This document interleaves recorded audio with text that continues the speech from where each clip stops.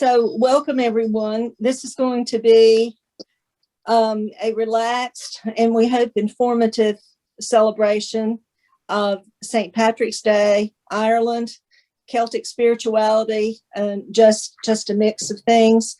We're delighted to see, in quotation marks, all of you here. And I think we'll get started because we have a lot to cover. So, Susan, are you ready to sing? Oh, okay. Yeah. This is all so sudden. Yes, ask, I'm going to move my computer, so I'm going to mute myself temporarily. There. Now, grabbing my guitar. I'm going to sing The Water is Wide, an Irish folk song. The water is wide, I cannot get o'er, neither have I the wings to fly. Give me a boat that can carry two, and both shall row, my love and I. I lean my back against an oak, thinking it was a mighty tree, but first it bent and then it broke. So did my love prove false to me.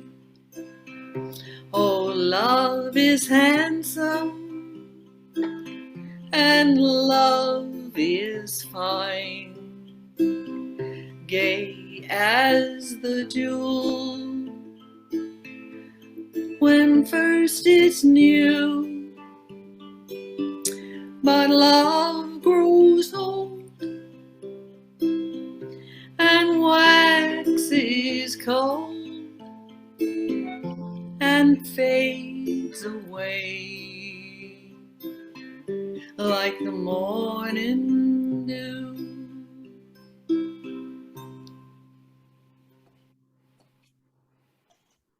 Beautiful, Susan. Thank you so much. That was lovely. Thank you. So there are three primary Celtic saints in Ireland. Patrick is one of them. Brigid is one of them. Columba is one of them. And we will be talking about Brigid and Patrick tonight. I'll be mentioning Columba briefly, but we're lucky to have, and even though she is not a member of the Adult Formation Committee, she is very, very knowledgeable about Brigid, and we're delighted to have Janet O'Neill here with us. The reason I say that, Janet, is that's how the announcement went in, that the AF committee was doing this tonight. But you're welcome anytime. So take it away if you're ready. You just needed an O'Neill on the program, right? That's right. Good Irish name. Yes. So hello, everyone. I'm glad to have a chance to speak with you about Brigid. And I thought I would begin with a very short but delightful little book called My Name is Brigid, written by Jessica Johnson and illustrated by Irish artist Barbara O'Meara. So I'll begin there just to give you an overview of Brigid, because this comes in her own voice. So we'll begin, Stephanie, and let's just make sure everyone is muted so that we can, I think we're almost all muted. Here we go. So Stephanie, are you able to make that a whole screen?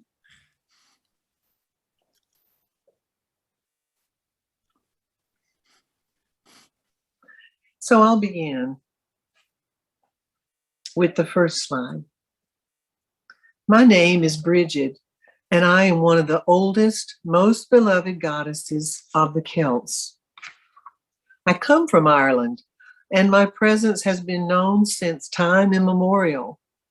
My name means exalted one, as I have been beloved by the people of Ireland for generations untold.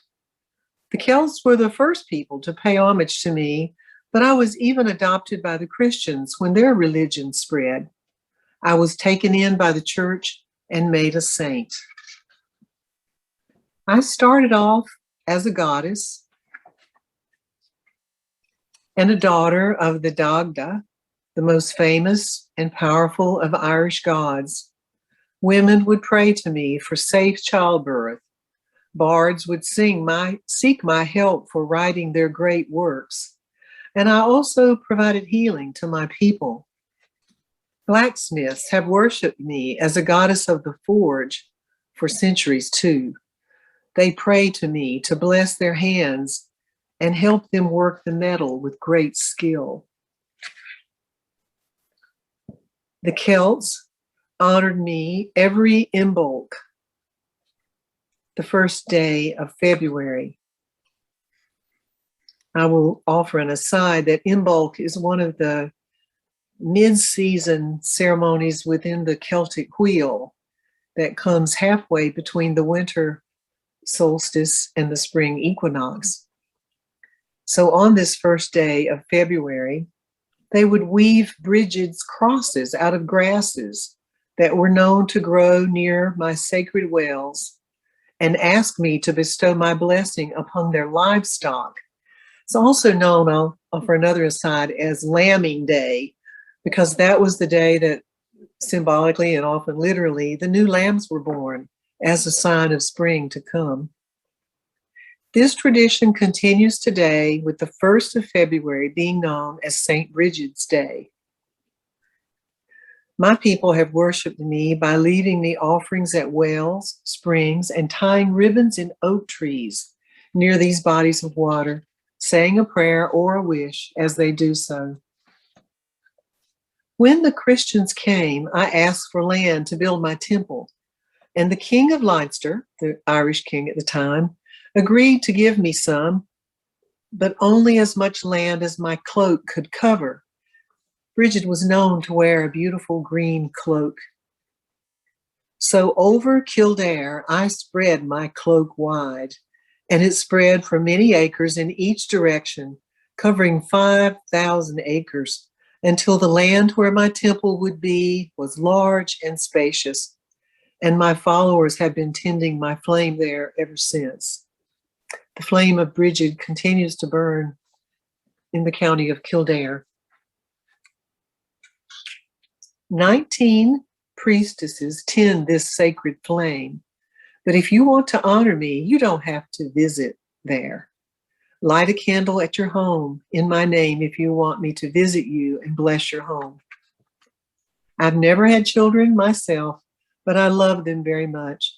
I've dedicated my life to relieving the suffering of others and healing them of their aches and sorrows.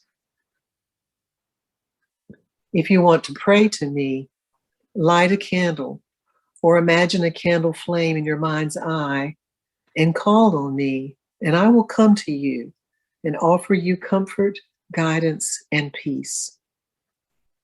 Stephanie, I forgot to ask you to change the slide. So we'll slowly look at a few other slides. This representation is that there are many names for Brigid.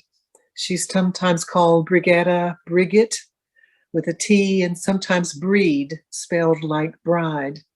But she's known to many cultures and many people across the world. Do the next one. So this is an image of Brigid, opening her cloak wide to spread it across the lands. We'll go to the beautiful image of the flame that she carries that burns perpetually in the tower at Kildare. And the next one. So continue ways that you can honor Brigid. Another way is to honor me, to dedicate your time and energy to work around the house, as I am goddess of the hearth and home. That is because the Celts depended on so much from these animals. Oops, we skipped a page. If you don't feel like doing your chores, try calling upon me and see if you don't enjoy them at least a little more. Sometimes we must be reminded that doing simple things like cleaning is still a sacred act. When it was still the Celts that prayed to me, they often asked me for help with blessing their livestock, animals like cows, sheep, and goats. That is because the Celts depended on so much from these animals. Their milk in the early springtime provided much needed nutrition to get them through until the first wild foods could be foraged. And while these animals are still important today, people don't always recognize it. Next slide. Next picture. Have you ever seen a woven Brigid's cross? You can try making one out of reeds or tall grasses or even colorful pipe cleaners and hang it over your front door. I will bless your house and bring you prosperity, inspiration, love, and healing. Some people are upset that my visage and name were taken over by the church, but I think it's a blessing. I'm still remembered by people all over the world because of this. So no matter how you choose to celebrate me and whatever name you know me by, know that I love and cherish you. You are all my children, and I listen to all your prayers. I have endured the test of time, continuing to bring acts of charity, compassion, and love to the world. Next picture, Stephanie. Want to change the picture? No matter what happens, I will always be here. I am a goddess of fire, and though fire may sometimes go out, there's always a spark ready to light one anew. So I'll close this reading of the beautiful book with a prayer to Goddess Brigid. Brigid of the Well, hear our call. Great Goddess of healers, smiths, and artists, shine your light upon me now. Guide and protect us all. Amen.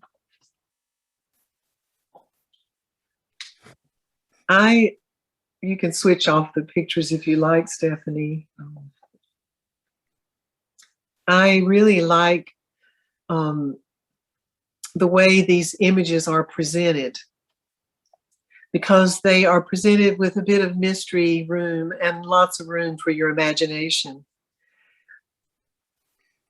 Because Brigid is...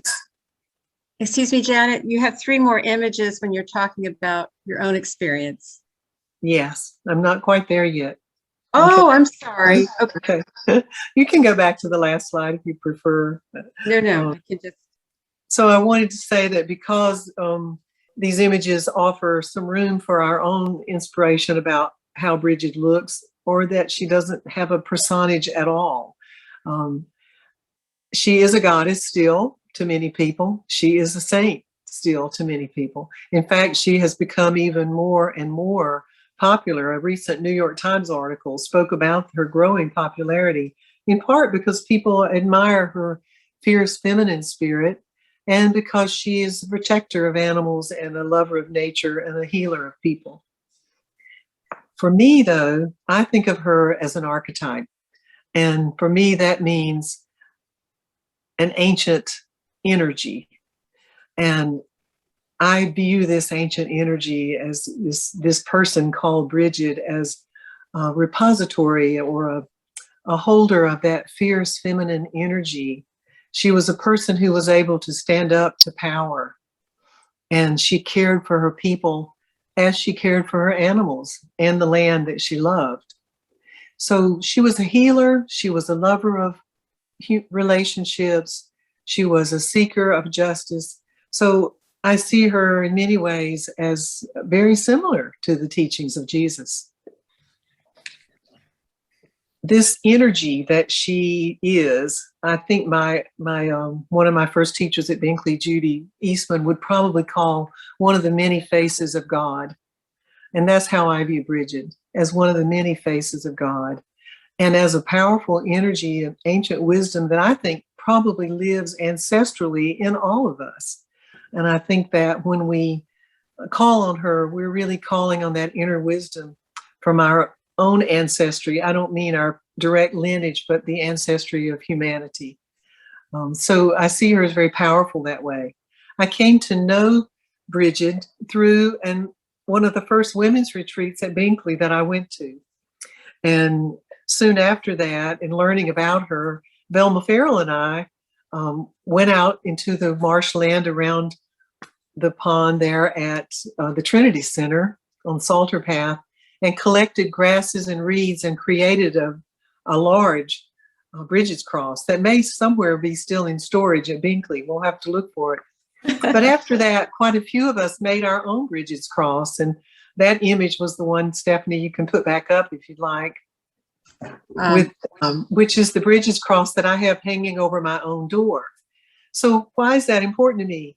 Well, every time I pass that cross under it or welcome someone in, it reminds me that I want my home to be a place of welcome, and that I want it to be a place of comfort and security for all who enter. So that's one of the ways that Brigid manifests in my life. Another way, you can share the next picture. There's a legend about Brigid. We'll call it a legend that Velma Farrell made me aware of, that if you put out fabric on your porch on the eve of Brigid's feast day, February 1, that she will come by and bless it, and it will become a holy healing cloth. So to me, this is in keeping with the tradition, even at Binkley, of the people who knit prayer shawls. Those become healing cloths by the energy that's infused from the loving knitting of those people who do that. And in other traditions, like the Buddhist tradition, when fabric prayer cloths are hung in trees so that the wind can carry the prayers to those who need them. So it's a part of an ancient tradition that I enjoy claiming. And these are some cloths that I've been given over the years.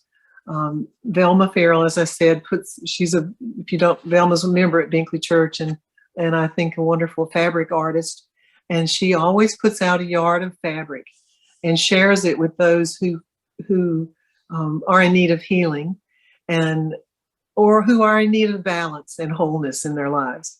And there are no small number of Binkley people who benefited from that. I know that there have been people who have slept with Brigid's cloth under their pillows when they weren't feeling well.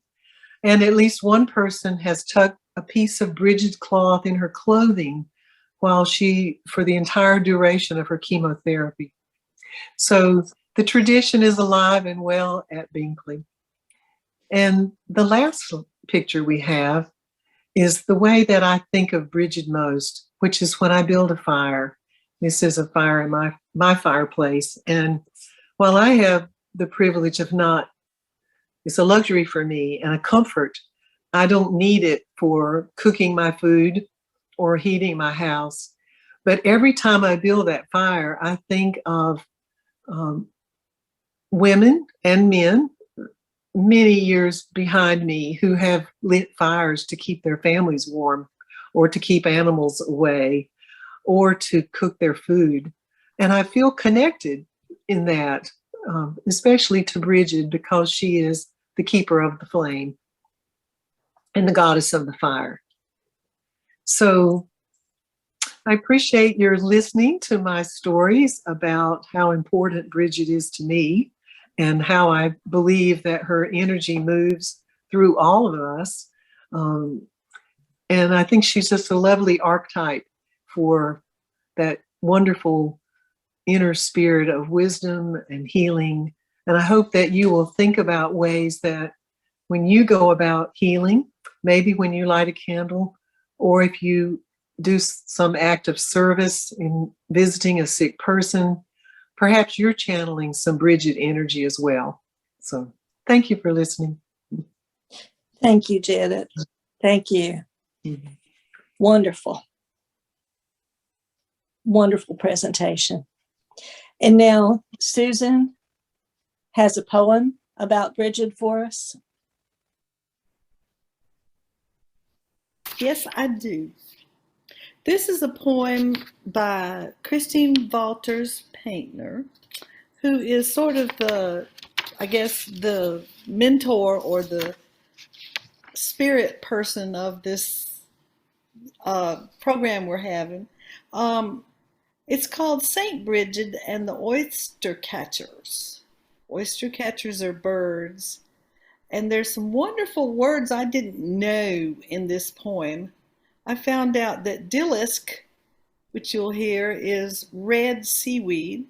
I found out that winkles and limpets are periwinkles, little seashells, and limpets are little seashells or sea snails inside the shells. St. Brigid and the Oyster Catchers. She runs, fierce and swift, while men give chase, heart beating wildly until she reaches the water's edge and can go no more. Hearing their angry shouts of menace on the wind, she falls to the soft sand, lets gravity receive her until her breath slows, and she feels at one with the sea. Oyster catchers circle overhead.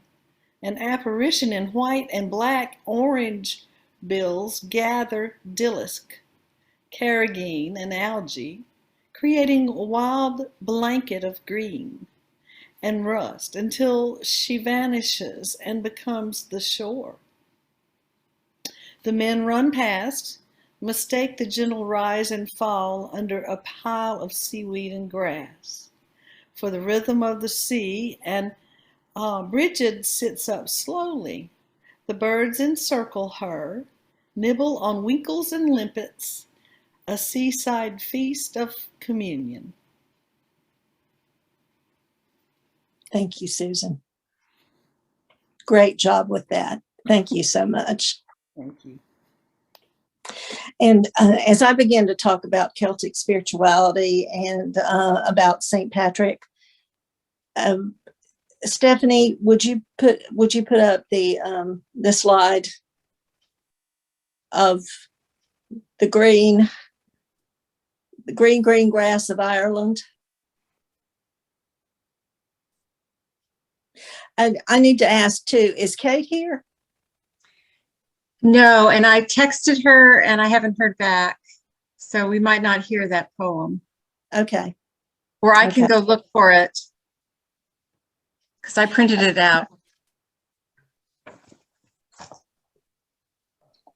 Okay. I knew that I hadn't seen her. So I wanted to go over a couple of points about Celtic spirituality with you. But before that, let me just tell you that this view that you're looking at, this green, the sheep, the flowers, this was the view from my bedroom window for 9 days when I went on a pilgrimage at Northern Ireland in 2008. And I could have stayed right there in that room and just looked out the window the whole time. To me, that captures Ireland, the green, the flowers, and of course, the sheep. A couple of things about Celtic spirituality. Stories of early Celtic saints are not meant to be literal or historical. They are meant to be spiritual, mythical, archetypal, and psychological, resonating with the deepest parts of our souls. That is a quote from Christine Walters Painter, and it is, of course, very true. Celtic Christianity is different from Roman Catholic Christianity. Travelers from Ireland went to Europe and were converted to Catholicism, but when they went back to Ireland, they incorporated some practices from the old traditions, from the old goddess traditions. So that brings us to, there will be a test about this after the program. I have to speak about pantheism versus panentheism. Pantheism is the worship of nature. Panentheism is seeing the hand of God in nature, in natural processes. And John Philip Newell, well, he's about the last of, maybe the most recent in the line. Many theologians, scholars, people all through the centuries have said that the Word of God is in creation and in the Bible. Okay, that's what the test is on in a few minutes. Monks in Ireland, following the example of the Ammas and the Abbas, who went into the desert in the 3rd and 4th centuries after Christianity became the state religion. The monks in Ireland went into Ireland's green desert, it's called, wild natural spaces. They were wandering for God, peregrinatio in many cases. This is how Iona was founded. Columba was a minor chieftain who lost 300, this was in Scotland, this was in Ireland, in what is now called Derry, Londonderry. He lost 300 of his soldiers in a battle, felt extreme guilt about it, vowed to win 300 souls for God, and he and some of his followers got into a coracle, which is a small rudderless boat, and the winds and the water between Northern Ireland and Scotland took them to the location that became Iona. That's how Iona was founded. So now on to Patrick. Patrick is, of course, the patron saint of Ireland and most well known of all the Irish saints. He was born in 390, either near England's west coast or in Wales. When he was 15 or 16, he was captured by pirates and taken to Ireland, where he lived as a slave for 6 years. He endured many hardships, including hunger, thirst, and cold under the rule of a cruel pagan king. It was during his enslavement, while spending long hours in solitude tending sheep, that he had a spiritual awakening. Through the prompting of dreams and other voices, Patrick was able to escape and return home again. He set out, his parents were shocked that he was able to get home because they were thinking that he was dead, and they were happy to have him home. But then he decided to go to Gaul and learn theology and prepare himself for his future ministry.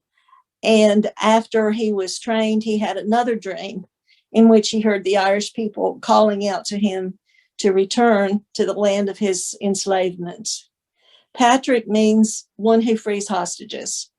When he went back to Ireland, he was very vocal in his opposition to slavery. He returned there in 432 and spent the rest of his life preaching the message of Christianity and helping establish the Christian church in Ireland. There's a great deal of evidence that Patrick was not the one to bring Christianity to Ireland, that it had already begun to flower. But he was certainly instrumental in its continued growth. So this was a man enslaved who escaped by divine intervention and then heard the call to return to the land of his slavery, and he went willingly. He must have experienced more than his share of discomfort at this thought. There are churches all over Ireland that are said to be founded by Patrick. We visited on the pilgrimage that I took, we visited Armagh, which is the the ancient Irish capital. And there is a St. Patrick's Catholic Church and a St. Patrick's Protestant Church on the hills across from each other in Armagh. For Patrick, seeking out the strangeness was at the heart of his call. It was at the heart of the calls of many monastics, in going to places that make us feel uncomfortable and staying with our experience rather than running away. We are able to open ourselves to receive the Spirit in new ways.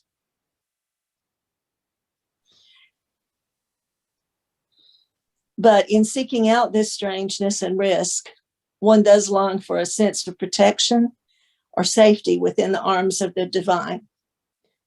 St. Patrick's Lorica prayer was one type of prayer to invoke this protection and a reminder of the sacred presence that is always with us. And Stephanie is going to talk with us about that.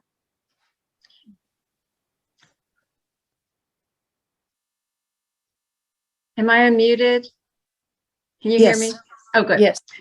So it's called, what we're going to hear in a minute is called St. Patrick's Breastplate. It's also called the Deer's Cry.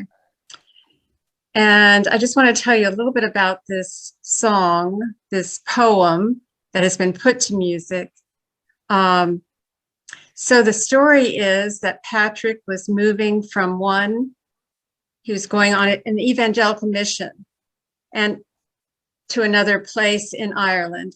And I think Ireland, it reminds me of the Samaritan the person on the road to Jericho who got,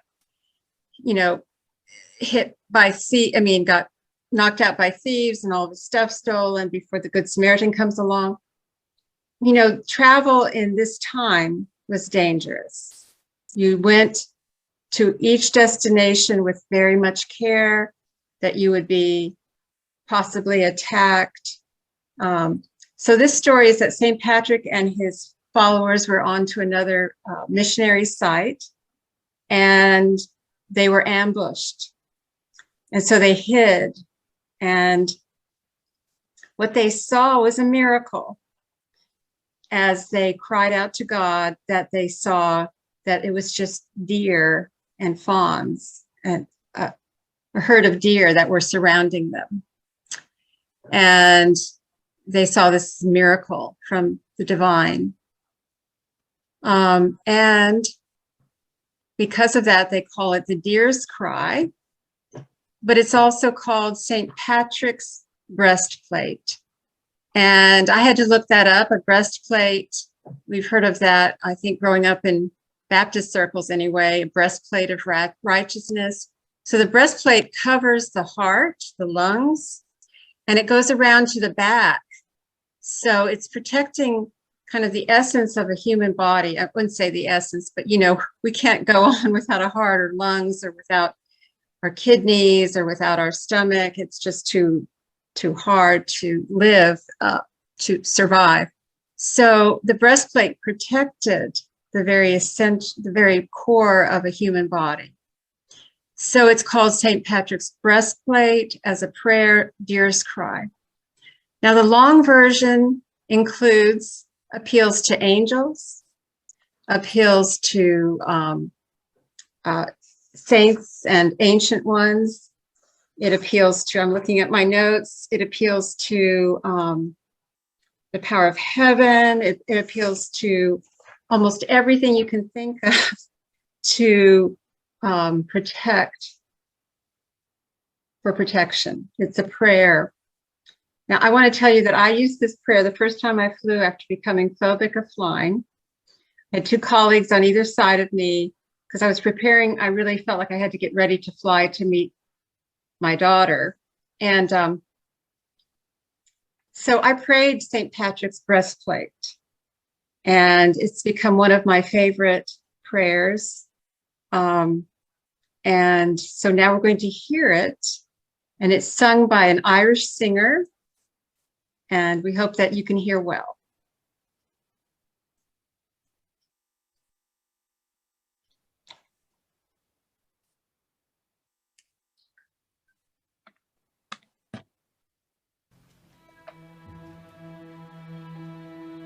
By the way, it starts out soft. I arise today through the strength of heaven, light of sun, radiance of moon, splendor of fire, speed of lightning, swiftness of wind, depth of the sea, stability of earth, firmness of rock. I arise today through God's strength to pilot me, God's eye to look before me, God's wisdom to guide me, God's way to lie before me, God's shield to protect me from all who shall wish me ill, afar and near, alone and in a multitude.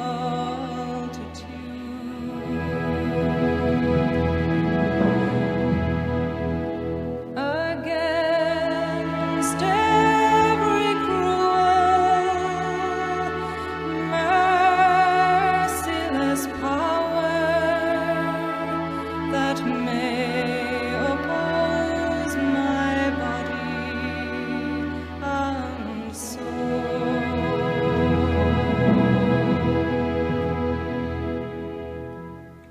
Christ with me, Christ before me, Christ behind me, Christ in me, Christ beneath me, Christ above me, Christ on my right, Christ on my left, Christ when I lie down, Christ when I sit down, Christ when I rise, Christ to shield me, Christ the heart of everyone who thinks of me, Christ the mouth of everyone who speaks of me.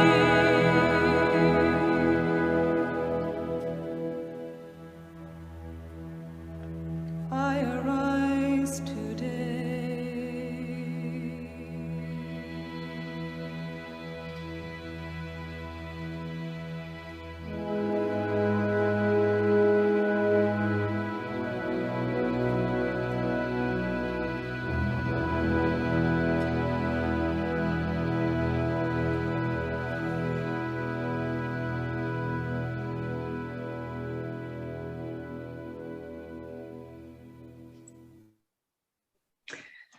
I'm sorry that the Jesus is so white in that last image, but it's certainly beautiful.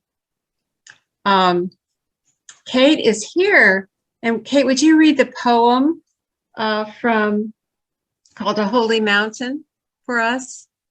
Yes, yes. I want to climb the holy mountain, ascend over weight of stone and force of gravity, follow the rise of a wide and cracked earth toward eternal sky, measured steps across the sharp path, rest often to catch my heavy breath.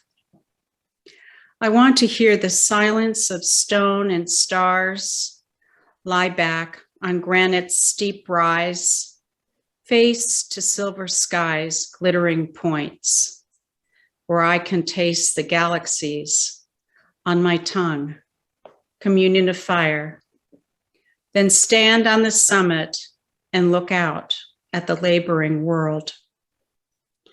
I want to witness Earth's slow turning with early light rushing over me. 100 hues of gray, pink, gold, speckles of Jackson Pollock light, then ribbons of mist floating like white streamers of surrender.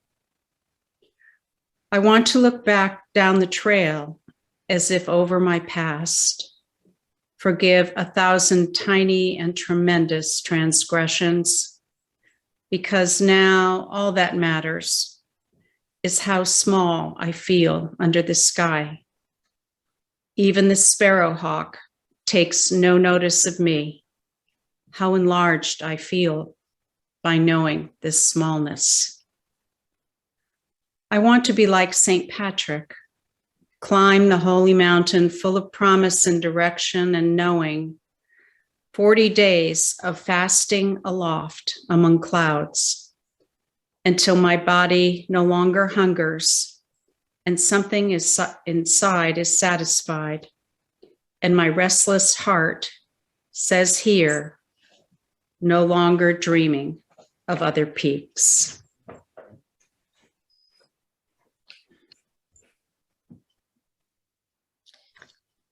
Thank you, Stephanie and Kate, so much. Is this timely? Are these protection prayers? The messages from these Celtic saints, the archetypes, is this timely?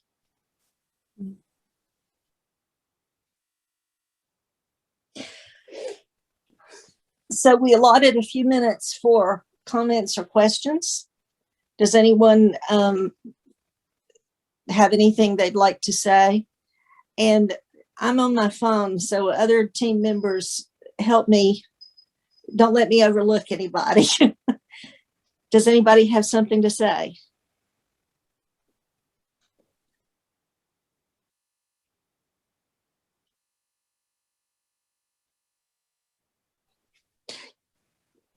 John? Yes. The Irish nation received a marvelous blessing in that Christ came to them without the trappings of an empire or a nation. Christianity as organized was not imposed. Christ was introduced. It was much like, in my mind, what happened between Christ's death and the start of the adoption of Christianity by the Roman Empire. That let Christ walk among them, not run over them. And that probably didn't happen much, except when he did walk among us, and for those first couple 100 years. So they have a marvelous blessing to share. Amen. I couldn't agree more. Thank you for that.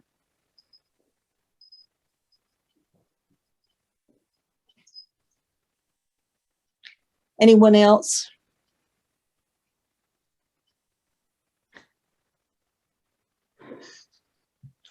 I would just like to say that we sometimes think that Christianity has some kind of pure form, but it's always been, I'm not saying the word right, but a mixture, syncretistic, in that early on it was adopted by Greek thought and it became Platonic in ways. And we know that there is no, I just like to think, or not just like to, I believe that Christianity comes to each of us in unique ways. Jesus comes to us in unique ways. And one of the gifts of the Celtic is that they were able to also include goddesses and gods in their faith expression. And when I was younger, I thought, well, this was saints and all that were blasphemous because of some of my conservative roots. But now I think praying to saints, why not? Why not pray to all of the friends we have in the communion of saints? Amen to that as well. Well, and to add to that, Stephanie, if we believe that we are all one, and if we believe that we are all one in what we call God or whatever we choose to call it, then whoever the prayer goes where it needs to go because it's already there. It's just a matter of words. I do want to add too that the Deer's Cry is my all-time favorite hymn or song that the choir has sung at Binkley Church, and hearing it tonight reminds me to mention that it is time we sing that again, I think.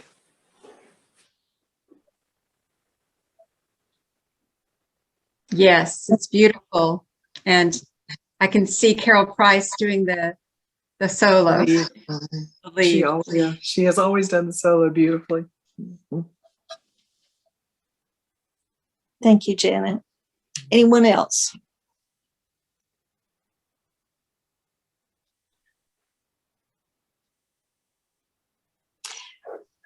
I wanted to mention a couple of books to you.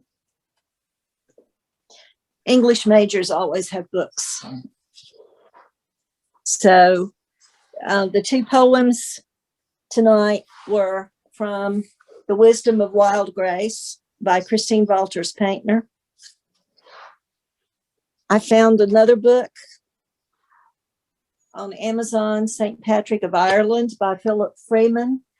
This is more about, it's a little about St. Patrick. It's more about ancient Ireland. But if you're interested in that, you might enjoy this. And this book is dog-eared and well-worn, probably has some spills in it. This is Illuminating the Way by Christine Walters Paintner.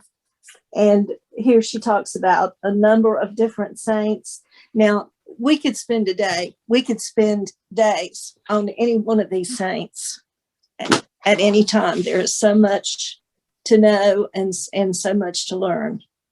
But Janet, I really want to thank you for sharing Brigid with us. Oh, you're most welcome. Stephanie, thank you for The Deer's Cry. That beautiful. Stephanie found that version online, and I think it's a beautiful version. Susan and Kate, thank you for reading the poems. And Susan is going to do another, she's going to do a hymn for us, and then we'll have a closing prayer. But I wanted to say that what she's singing is Be Thou My Vision. That is also a Lorica prayer, a prayer of protection. It was written in Ireland in the 600s, in Irish, of course. The version that we sing, there have been multiple versions. The version that we sing is a translation of the Gaelic words, and that makes that hymn even more special to me. So, Susan, I tried to give you a little more warning this time. Are you ready to sing again? Yes, I think I Okay. am. Great. And this, I've been given to understand that this is the earliest hymn, or the first hymn that we know of that came to Europe, and that was written in Europe and the British Isles. There were hymns in the very early church in the first couple of hundred years, but this one is right there at the beginning of our Celtic tradition anyway. Oh, I better get my guitar. Oh, I was so transported by St. Patrick's breastplate. That was beautiful. Okay. And y'all sing along with me. I don't care if you're muted or not, but it's probably going to work better if you are. If you know this one.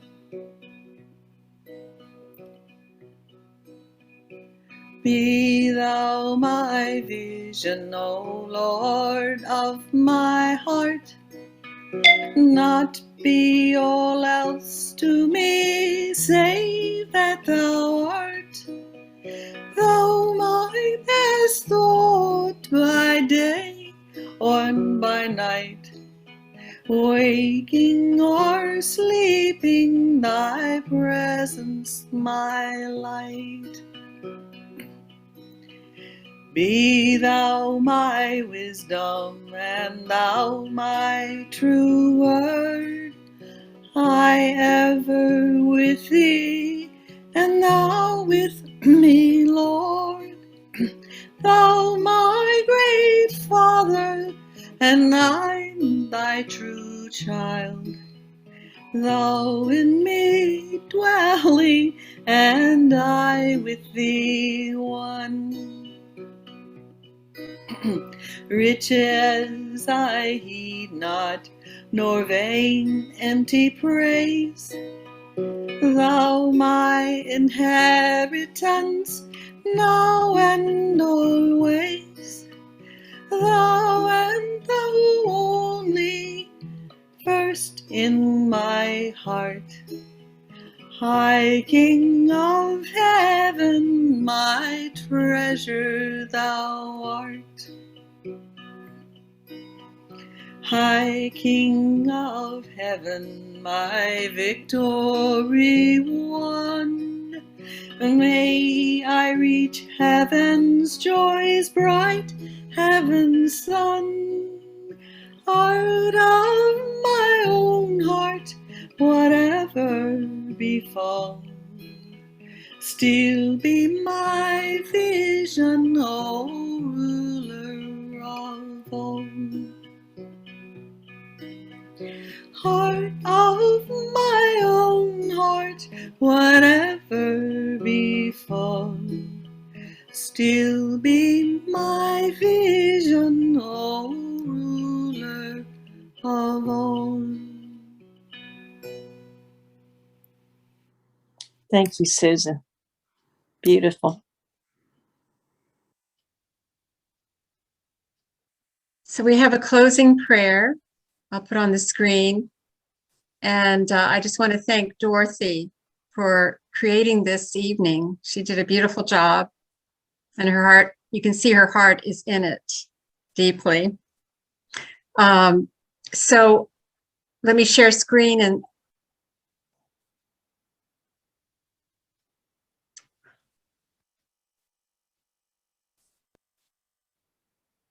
I'm sorry, I don't know what that is. Okay. Here's a praying for the world, and so very much on our hearts are the people of Ukraine,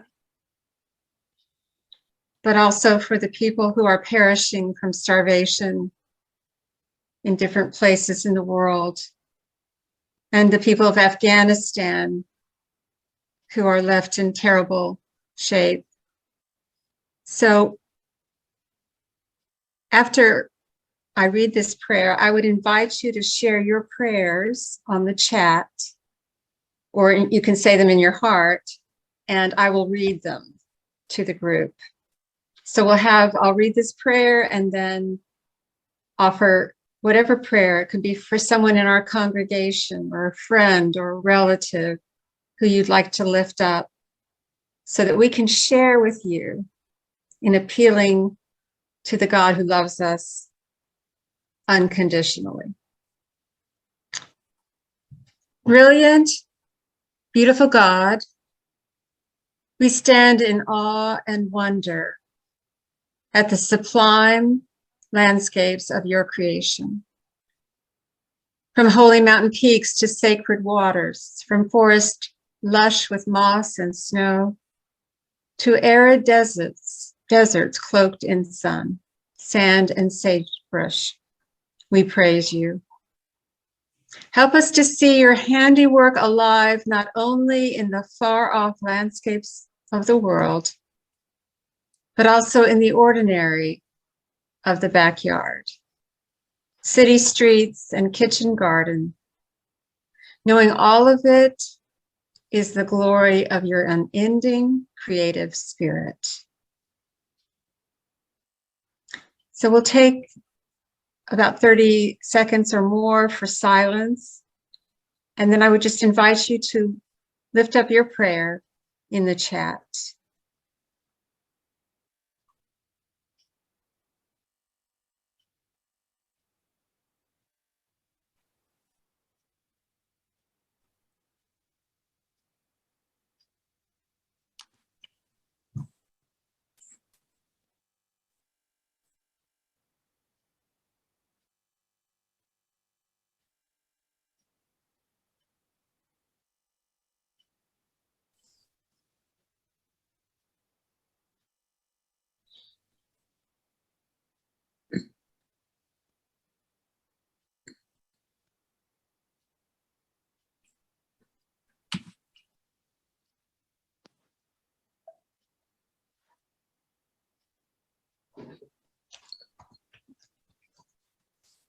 Take your picture off. Why'd you take your picture off? Put it back on.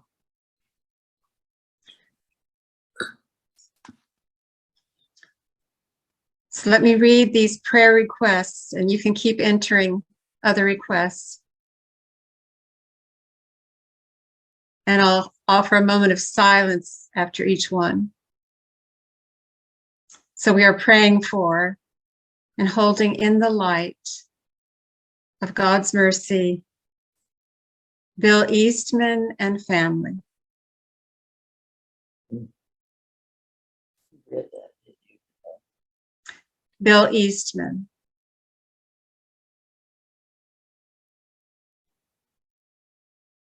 I read, I think, the report. the people of Ukraine,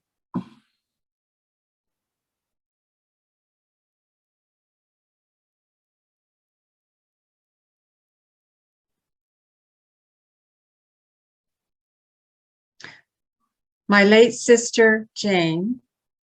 This is from Susan Ketchen. And praying for Meredith and her late sister, Priscilla, who died a year ago today.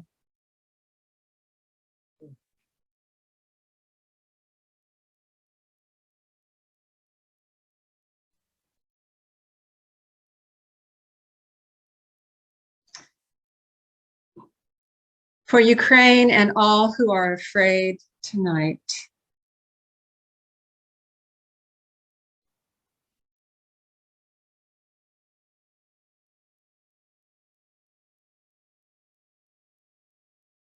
President Biden.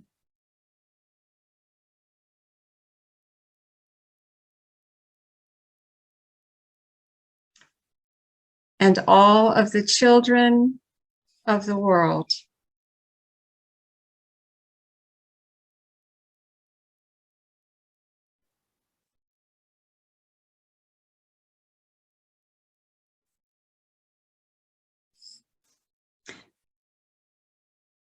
Amen. And may you have a peaceful rest this night and feel the nearness of God and the saints who share communion with you.